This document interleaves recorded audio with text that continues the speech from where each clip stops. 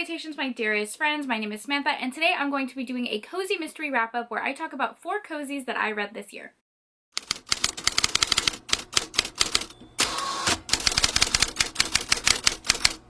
Hello, how are you? Welcome or welcome back to my channel. I'm excited to be filming today's video because it is going to be a wrap-up of a book club that I started this year with Spencer from Intentionally Bookish. So we started the Teacups and Murder Book Club, which is a cozy mystery book club where we pick books seasonally. Some book clubs can seem very daunting, especially if you're reading a series and you're reading like a whole series in a week or in a month or even one book a month. So we wanted this book club to be very accessible and specifically to introduce people into the cozy mystery genre. And I have had so much fun hosting this with Spencer.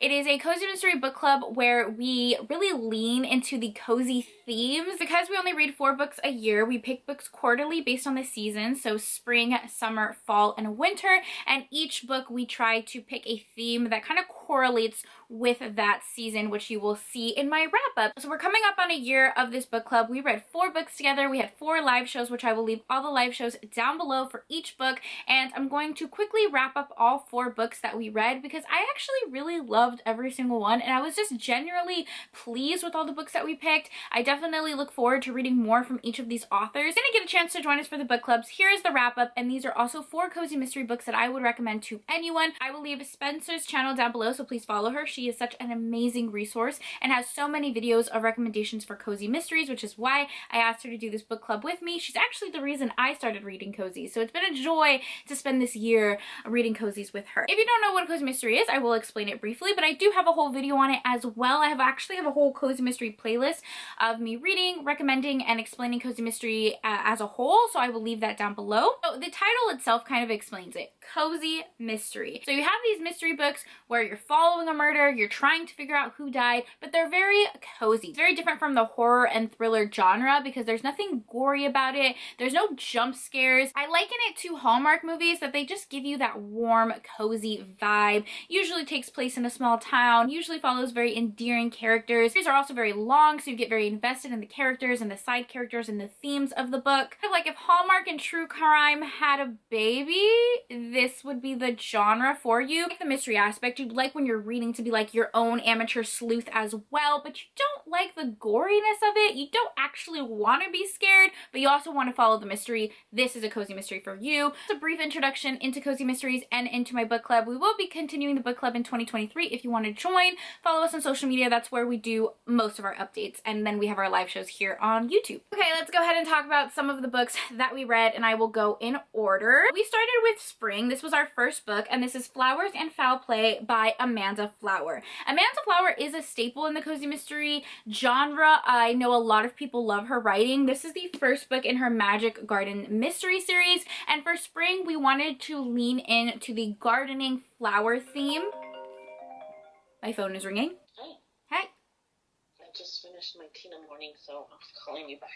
Oh, I just started filming. This book follows our heroine Fiona, who is abruptly moving to Scotland because her godfather has passed away and has left his entire estate to her. Most importantly, his garden. Heroine is a florist, and she's grown up in this garden and she's grown up in this estate, and it means a lot to her. So she's going there to kind of figure out what she wants to do with her life. To the small town to take care of an estate, and bum, bum, bum, there's a murder. Obviously, her godfather passes away, but that's not the mystery in this book. She finds a dead body in the garden, and the main suspect is her godfather's caretaker. He is kind of the first suspect, but she knows that he didn't do it, so she's trying to clear his name. She's trying to figure out what she's going to do with her godfather's estate, and there's also just a little touch of magic thrown in this book that have to do with the flowers and the gardening and her being in tune with nature. If you like The Secret Garden, I definitely think this drew a lot of inspiration from that, and I think you will enjoy it. I have read other Amanda Quick novels before, and I just thoroughly enjoy her writing. I give this a 4 out of 5 stars. I highly recommend. This is a first in a series, and I feel like it's a good introduction.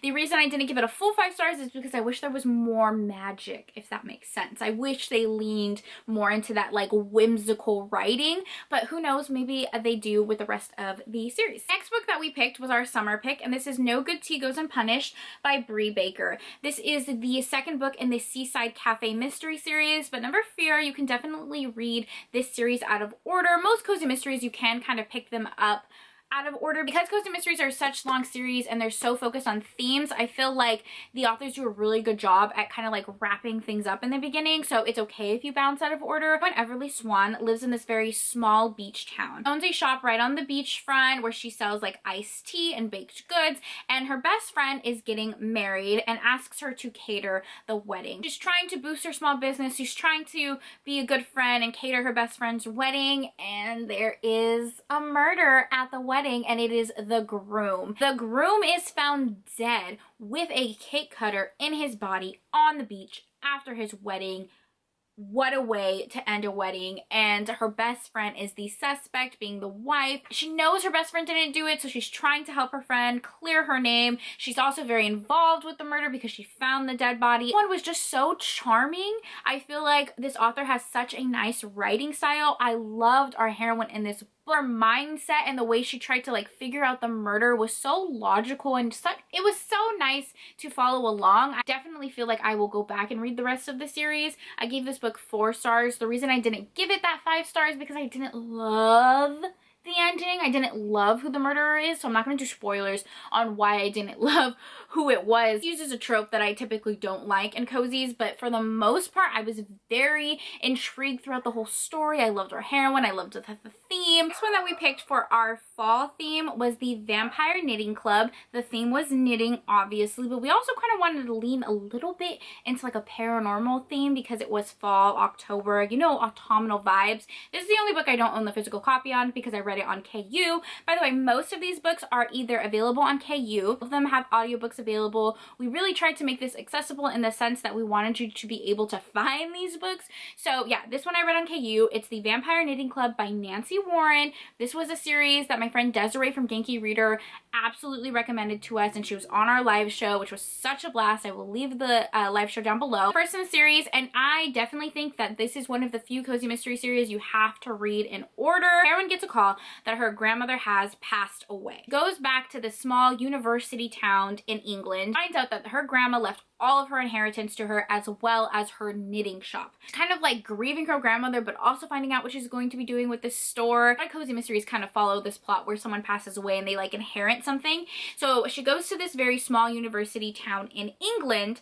I don't know why I'm like slouching. Let me like sit up. I'm so sorry. Anyways, she goes to the small university town in England and ends up taking care of her grandmother's knitting shop, and she actually sees her grandmother in town. Sees what she thinks is the ghost of her grandmother. Spoiler, this happens in the very beginning of the book and it's also in the title, but it turns out that her grandmother is a vampire, and this entire town and all of the people in the knitting club are full of vampires. Someone did attempt to kill her grandmother, and her grandmother has lost all her memory of what had happened, so she's trying to figure out what happened. She's also realizing that she has some magic of her own. She's learning about vampires and all these supernatural creatures, and it is such a autumnal book. The vibes of this book, the vibes. I loved it. I gave it 4 stars. The reason I didn't give it a 5 stars is because our heroine is a little judgmental.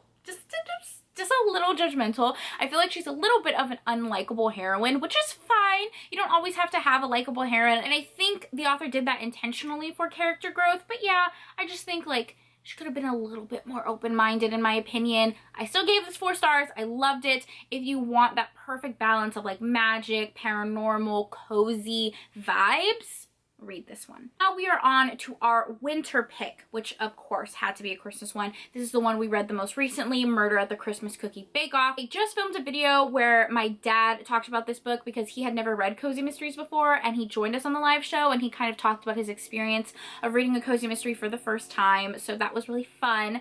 This is the second book in the Beacon Bake Shop mystery series, which I think you can read out of order. Heroine Lindsay owns a bakery in this very small town. It's a bakery like in a lighthouse, which is actually very cool. Someone in the town who owns a Christmas shop, and she's really gung-ho about Christmas, and they decide to have a Christmas bake-off where each store bakes different Christmas cookies, and it's kind of like British Bake Show where they're gonna have a competition who has the best Christmas cookies. A celebrity food judge comes to their small town to judge the cookies, and bum bum bum, murder happens. The celebrity judge is found dead, and Lindsay has to clear her name because her cookies are kind of like scrambled all over that crime scene.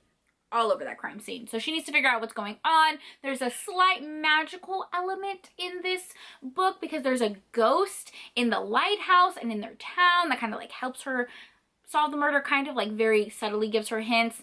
I heard that the magic actually continues a little bit more in this book. She has a wonderful set of side characters that also help her figure out the murder. This one is probably the most like themed because it's Christmas and it's definitely giving those cozy Christmas vibes. I gave this one 4 stars. Those were the 4 books that we read. I gave them all 4 stars, ironically enough, so I definitely recommend all of them. Some of my new favorite cozy mystery authors. If I had to pick a favorite, that's really hard, but it would be between these two, No Good Tea Goes Unpunished by Brie Baker and Murder at the Christmas Cookie Bake Off by Darcy Hannah. I just think their writing style was very similar. It was very intriguing. The murder was planned out very well. Everything about it was cozy, very subtle romance thrown in here. I just think these two were amazing and kind of stood out above the rest, although I did give all of them 4 stars. I know this was a little bit of a longer video when I was only talking about 4 books, but I kind of just wanted to explain why I love these books so much, why I love cozy mysteries, also talk about the book club. So I hope you guys enjoyed this video. Nonetheless, thank you so much for watching. As always, thank you for taking time out of your day to spend time with me. It means the world to me. I hope you guys are staying happy and healthy, and I will see you in my next video.